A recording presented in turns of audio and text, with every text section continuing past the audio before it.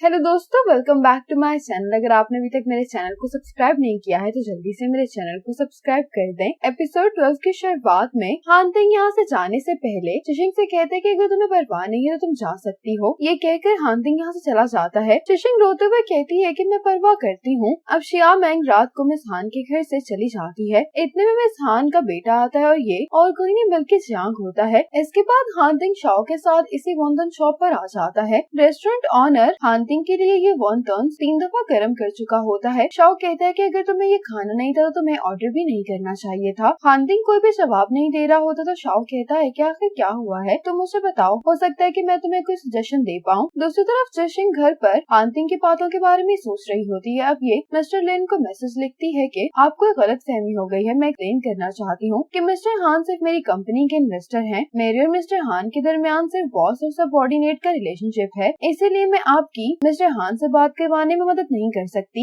जिशिंग लिखती है कि आपने हमें 5% डिस्काउंट दिया है। आपकी इस ऑफर को मैं बहुत अप्रिशिएट करती हूँ, लेकिन मुझे लगता है कि हमें वो नहीं लेना चाहिए जो हम डिजर्व नहीं करते हैं। आपको मुश्किल हो इसके लिए मैं माफी चाहती हूँ। जिशिंग ये सब लिखकर मिस्टर लिन को सेंड कर देती है। शाओ सारी बात सुनने के बाद कहता है कि उसने ये कहा कि वो तुम्हारे क्लोज है, तुम तो यही चाहते हो, तो फिर इसमें मसला क्या है। हान तिंग कहता है कि उसने मुझे इस्तेमाल किया है, मुझे इस तरह का रिलेशनशिप नहीं चाहिए। शाओ कहता है कि लोग बदल जाते हैं, इसलिए ये मुमकिन है कि उसकी फीलिंग्स भी तुम्हारे लिए बदल जाएंगी। हान तिंग कहता है कि मैं नहीं बदला हूँ और ना ही मैं बदलूंगा। शाओ कहता है कि तुम्हें जिशिंग की फिक्र हो रही है, इसी वजह से तुम गुस्सा होना। हान तिंग कहता है कि जिशिंग को अंदाजा भी नहीं है कि इस सर्कल में रूमर्स कितनी तेजी से फैलते हैं। अगर ये रूमर फैल गया तो उसकी सारी एफर्ट जाया हो जाएंगी। शाओ कहता है कि मैं सही था, तुम्हें उसे की फिक्र हो रही है। अब जिशिंग को मिस्टर लिन की कॉल आती है। ये जिशिंग को बताते हैं कि मिस्टर हान भी आज उसी रेस्टोरेंट में लंच करने के लिए आए हुए थे। मुझे मिस्टर हान के असिस्टेंट ने कॉल करके बताया है कि मिस्टर हान ने तुम्हारी कंपनी में इन्वेस्टमेंट बहुत सोचने के बाद की थी, ना कि सिर्फ इस वजह से कि तुम उसकी कॉलेज में दोस्त थी।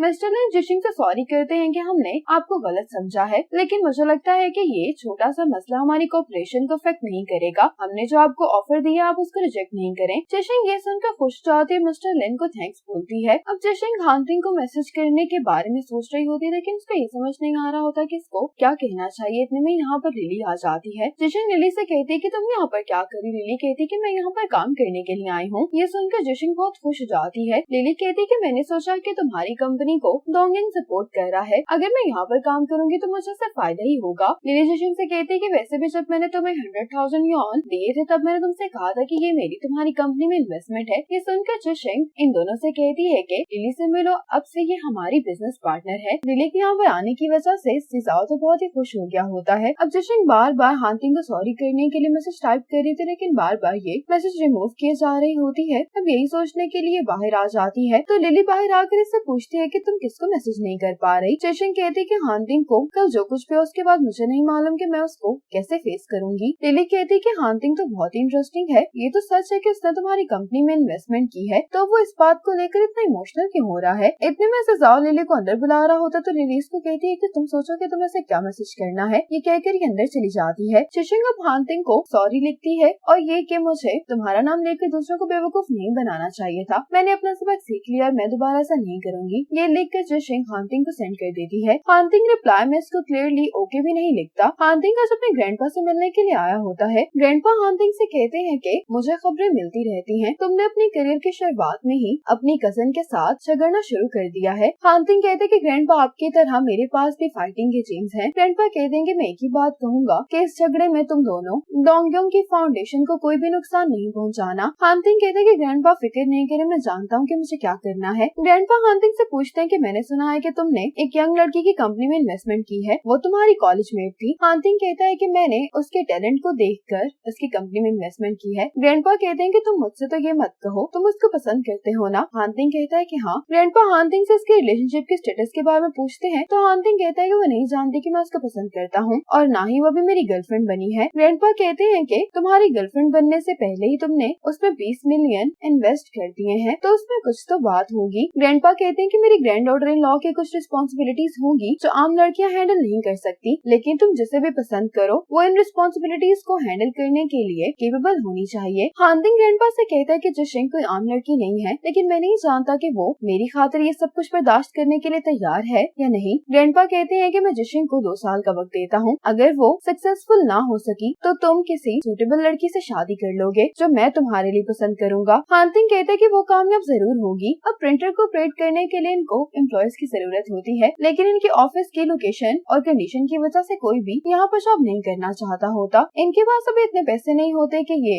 एक ऑफिस रेंट पर ले सकें, क्योंकि प्रिंटर के बाद इनको एक लैब की जरूरत होती है। सिजाओ कहता है कि हमें छोटी मोटी जॉब्स करके पैसे बनाने की कोशिश करनी होगी। जिशिंग भी इसके आइडिया से एग्री करती है। अब हानतिंग जिशिंग की वर्क रिपोर्ट देख रहा होता है। इतने में यहाँ पर तेंगसुंग आता है तो हानतिंग कहते हैं कि तुमने बगैर सोचे ही मेरा स्केड्यूल अरेंज कर दिया है। तेंगसुंग कहते हैं कि आप क्या कहना चाह रहे हैं। हानतिंग कहते हैं कि क्या तुम्हें लगता है कि आधे घंटे में जिशिंग इतना सब कुछ मुझे एक्सप्लेन कर पाएगी। तेंगसुंग कहता है कि मैं सब कुछ दोबारा अरेंज कर देता हूँ, क्या 1 घंटा काफी है। हानतिंग कहते हैं कि क्या तुम नहीं जानते कि जिशिंग कितनी डिटेल में अपने काम को एक्सप्लेन करती है। तेंगसुंग कहता है कि 2 घंटे सही रहेंगे। ये कहकर ये चला जाता है। अब हानतिंग जिशिंग को अपने ऑफिस आने का मैसेज कर देता है। जिशिंग ये मैसेज देखकर हेजिटेट कर रही होती क्योंकि ये हानतिंग से नहीं मिलना चाह रही। इतने में इसको लिली की कॉल आती है जो कि इसको बताती है कि मेरे एक सीनियर ने मुझे बताया है कि शिंगैंग हॉस्पिटल के डायरेक्टर ली आज फ्री हैं, लेकिन मैं किसी काम में फंसी हूँ, तो क्या तुम मेरी जगह जा सकती हो। जिशिंग तो फौरन मान जाती है जाने के लिए। जिशिंग जिजाओ से कहती है कि तुम मिस्टर हान को आज उनके ऑफिस जाकर ब्रीफ करोगे। जिजाओ कहता है कि मैं उसको जाकर क्या कहूँगा। जिशिंग कहती है कि तुम उसको ये मत बताना कि मैं डायरेक्टर ली से मिलने के लिए गई, क्योंकि फिर वो ये कहेगा कि मैं अपने टाइम को सही से मैनेज नहीं कर सकती। तुम उसे ये कह देना कि मैं बीमार हूँ। ये कहकर जिशिंग यहाँ से चली जाती है। दूसरी तरफ लिली को यीचन ने मिलने के लिए बुलाया होता है। यीचन लिली से पूछता है कि जिशिंग कैसी है। लिली कहती है कि जिशिंग की कंपनी के लिए अभी क्रिटिकल पीरियड है, लेकिन ओवरऑल जिशिंग अब पहले से काफी बेहतर हो गई है। ये सुनकर यीचन अपना बैंक कार्ड टेबल पर रखते हुए लिली से कहता है कि प्लीज तुम ये उसको दे देना। लिली कहती है ये पैसे तुम्हें कहाँ से मिले हैं। यीचन कहता है कि ये मेरा इस साल का बोनस है। जिशिंग की कंपनी अभी स्टार्ट हुई है तो उसे बहुत मुश्किलात फेस करनी पड़ रही हैं। मैं इसके साथ जिशिंग की थोड़ी सी मदद करना चाहता हूँ। लिली कहती लेकिन क्या तुम्हें लगता है कि वो तुम्हारे दिए हुए पैसे एक्सेप्ट कर लेगी। यीचन कहते हैं कि तुम्हें ये बताने की जरूरत नहीं है कि ये पैसे मैंने दिए हैं। लिली कहती है कि मैं बहुत कंफ्यूज हो रही हूँ। तुम दोनों एक दूसरे से इतना प्यार करते थे, फिर तुमने जिशिंग से ब्रेकअप क्यों किया? क्या तुम किसी और को पसंद करते हो? यीचन कहते हैं कि नहीं, मैं अभी तक सिर्फ जिशिंग से ही प्यार करता हूँ, लेकिन हम दोनों एक दूसरे के लिए सही नहीं है। लिली कहती है कि तुम तो जिशिंग के साथ शादी की प्लानिंग कर रहे थे, तुम्हें ये बात इतने टाइम बाद रियलाइज हुई। यीचन कहते हैं कि जिशिंग को एक सक्सेसफुल फ्यूचर चाहिए, लेकिन मैं सिर्फ उसको एक सादा सी जिंदगी दे सकता हूँ। ना ही मैं जिशिंग पर बर्डन बनना चाहता और ना ही मैं इस रिलेशनशिप की बैक सीट पर जाना चाहता हूँ। मैंने हम दोनों के फायदे के लिए ब्रेकअप किया है। ये कहकर यीचन यहाँ से जाने लगता है तो लिली इसको रोकते हुए कहती है कि अपना कार्ड भी साथ लेकर जाओ। यीचन ये कार्ड वापस ले जाता है और लिली से कहता है कि अगर कभी भी मेरी मदद की जरूरत हो तो तुम मुझे जरूर बताना। अब हानतिंग जिशिंग से मिलने के लिए बहुत एक्साइटेड होता है, लेकिन जब ये अपने सामने सिजाओ को देखता है तो बहुत डिसअपॉइंट हो जाता है। सिजाओ अपनी कंपनी की रिपोर्ट हानतिंग को दिखाता है। रिपोर्ट देखने के बाद हानतिंग कहता है कि तुम लोग एक्सपेरिमेंट्स कर रहे हो तो मुझे 3 महीनों के अंदर प्रोग्रेस चाहिए। सिजाओ हानतिंग को बताता है कि हमारे पास एम्प्लॉयज नहीं है और हमारे ऑफिस की वजह से कोई भी यहाँ पर इंटरव्यू देने के लिए आता ही नहीं है। हानतिंग कहता है कि तो जिशिंग इस मसले को सॉल्व करने में बिजी, इसलिए उसने तुम्हें मेरी जगह पर भेज दिया है। सिजाओ कहता है कि नहीं, जिशिंग बीमार है। हानतिंग कहता है कि इसको क्या हुआ है। सिजाओ कहता है कि जिशिंग को बुखार है। हानतिंग कहता है कि क्या उसकी हालत इतनी खराब है कि वो मुझे आकर ब्रीफ भी नहीं कर सकती। तो सिजाओ कहता है कि बुखार की वजह से उसका गला भी बहुत खराब हो गया है। हानतिंग कहता है कि वो कहाँ पर है। सिजाओ कहता है कि वो घर पर आराम कर रही है। हानतिंग सिजाओ को बहुत गुस्से से देख रहा होता है। अब हानतिंग अपना फोन पकड़ लेता है। ये देखकर सिजाओ बहुत नर्वस हो जाता है और हानतिंग को सच बता देता है कि जिशिंग डायरेक्टर ली से मिलने के लिए गई है। हानतिंग कहता है कि अच्छी बात है कि तुमने सच बोला है, अब तुम वापस जा सकते हो। जब सिजाओ यहाँ से जा रहा होता है तो तेंगसुंग टाइम देखकर कहता है कि ये मीटिंग तो 5 मिनट में खत्म हो गई। अब जिशिंग डायरेक्टर ली से मिलने के लिए आती है, लेकिन डायरेक्टर ली कहते हैं कि मैं भी बिजी हूँ। अब हानतिंग भी हॉस्पिटल आ जाता है। जिशिंग डायरेक्टर ली का इंतजार कर रही होती है। ये देखकर हानतिंग जिशिंग को कॉल करता है। जिशिंग जब हानतिंग की कॉल उठाती है तो हानतिंग कहते हैं कि मैंने सुना है कि तुम बीमार हो। अब जिशिंग सुनते ही बीमार होने की एक्टिंग करना शुरू कर देती है। ये सुनकर हानतिंग कहते हैं कि मुझे लगता है कि तुम्हें ठंड लग गई है, लेकिन आवाज सामने से आ रही होती है। जिशिंग जब देखती है तो हानतिंग सामने खड़े होकर इससे फोन पर बात कर रहा होता है। जिशिंग हानतिंग को यहाँ पर देखकर बहुत शौक हो जाती है। जिशिंग कहती है कि क्या सिजाओ ने तुम्हें ब्रीफ कर दिया था। हानतिंग कहते हैं कि क्या तुम्हें ये बात याद भी है। जिशिंग कहती कि हाँ, लेकिन मैं बीमार थी इसलिए मैं नहीं चाहती थी कि तुम्हें भी मेरी वजह से ठंड लग जाए। हानतिंग कहते हैं कि तुम यहाँ पर डायरेक्टर ली से मिलने के लिए आई हो। ये सुनते ही जिशिंग कहती है कि मैंने तुम्हारा नाम नहीं लिया। इतने में ही डायरेक्टर ली हानतिंग को यहाँ पर देखकर बहुत खुश होते हैं और कहने लगते हैं कि मैं काफी टाइम से आपसे बात करना चाह रहा था, क्या आप फ्री हैं? हानतिंग कहते हैं कि हाँ। हानतिंग जिशिंग से कहते हैं कि तुम यहीं पर मेरा इंतजार इंतजार करो। ये कहकर ये डायरेक्टर ली के साथ अंदर चला जाता है। लिली जब वापस आती है तो जीजाओ इससे पेस्ट्री देते हुए कहता है कि तुम यकीनन थक गई होगी, इसीलिए वापस आते हुए मैंने इसको तुम्हारे लिए बाय कर लिया था। इस सब के लिए लिली इसको थैंक्स बोलती है। जीजाओ लिली से कहता है कि अगर आप फ्री हैं तो क्या मैं आपको डिनर के लिए इनवाइट कर सकता हूँ। तो लिली कहती है कि नहीं, मेरा प्लान है। अब जिशिंग को हानतिंग का इंतजार करते हुए काफी टाइम गुजर गया होता है। इसको भूख लग रही होती है, इसीलिए जिशिंग कुछ खाने के लिए चली जाती है। अब जब हानतिंग बाहर आता है तो जिशिंग यहाँ पर नहीं होती। डायरेक्टर ली भी हानतिंग को बाय करके यहाँ से चले जाते हैं और जिशिंग भागते हुए वापस आते क्योंकि ये डायरेक्टर ली से बात करना चाह रही होती है। हानतिंग जिशिंग से कहते हैं कि मुझे अभी एक जरूरी काम है, वो करने के बाद रात में मैं तुम्हें डिनर के लिए पिक करूंगा। जिशिंग कहती कि ठीक है। ये सुनने के बाद हानतिंग यहाँ से चला जाता है। आज चियांग मिस हान को सिंगिंग लेसन दे रही होती है। चियांग को ये सुनकर लगता है कि इसकी मॉम चिल्ला रही है। जल्दी से भागता हुआ अंदर आता है, पूछता है कि मॉम क्या आप ठीक हैं? लेकिन ये यहाँ पर चियांग को देखकर हैरान हो जाता है। ये दोनों एक साथ एक दूसरे से पूछते हैं कि तुम यहाँ पर क्या कर रहे हो। अब ये दोनों एक दूसरे को बहुत ही गुस्से से देख रहे होते हैं। चियांग अपनी मॉम से पूछता है कि यहाँ पर क्या कर रही है। तो मिस हान कहने लगती है कि मैंने तुम्हें बताया नहीं था कि मैं डिस्ट्रिक्ट के होने वाले सिंगिंग कंपटीशन में पार्टिसिपेट करने वाली हूँ और चियांग मेरी नई म्यूजिक टीचर है। मिस हान चियांग से चियांग को जब इंट्रोड्यूस करवाती है तो चियांग चेहरे पर स्माइल रखते हुए इसको हाई बोल देती है, लेकिन चियांग बहुत ही रूडली इसको हाई बोलता है। मिस हान इसको फ्रूट्स काटने के लिए कह रही होती है, लेकिन चियांग की वजह से चियांग ऐसा करने से इनकार कर देता है। 2-3 दफा कहने पर चियांग जब नहीं मांगता तो इसकी मॉम चियांग को इमोशनली ब्लैकमेल करने लगती है। इसलिए चियांग अपनी मॉम की बात मान जाता है। चियांग अपनी मॉम से कहता है कि क्या आप सूप बना रही हैं, जलने की स्मेल आ रही है। सुनते ही मिस हान जल्दी से किचन में आती है, लेकिन चियांग ने ये सब कुछ सिर्फ अपनी मॉम को यहाँ पर बुलाने के लिए किया होता है। ये अपनी मॉम से कहता है कि आप चियांग से कहेंगे वो मुझे वीचैट पर ऐड कर ले। मॉम ये सुनकर हंसने लगती है। चियांग कहते हैं कि मॉम आप मुझे गलत मत समझे, मैं उसको पसंद नहीं करता, मैं बस उससे कुछ डिस्कस करना चाहता हूँ। लेकिन इसकी मॉम कहती है कि कुछ भी एक्सप्लेन करने की जरूरत नहीं है, मैं तुम्हें समझती हूँ। ये कहकर इसकी मॉम बाहर चली जाती है। अब चियांग जब यहाँ से जा रही होती तो मिस हान इसको कहती है कि क्यों ना तुम दोनों एक दूसरे को वीचैट पर ऐड कर लो। चियांग ऐसा करना नहीं चाह रही होती, लेकिन मिस हान के बहुत फोर्स करने पर ये दोनों फिर से एक दूसरे को वीचैट पर ऐड कर लेते हैं। अब मॉम चियांग को इसका फोन देते हुए कहती है कि जब भी मैंने तुमसे कोई वादा किया है तो क्या मैं अपना वादा निभाने में फेल हुई हूँ? चियांग कहता है कि नहीं और अपनी मॉम को इसके लिए थैंक्स बोलता है। इसी मोमेंट पर एपिसोड 12 खत्म हो जाती है।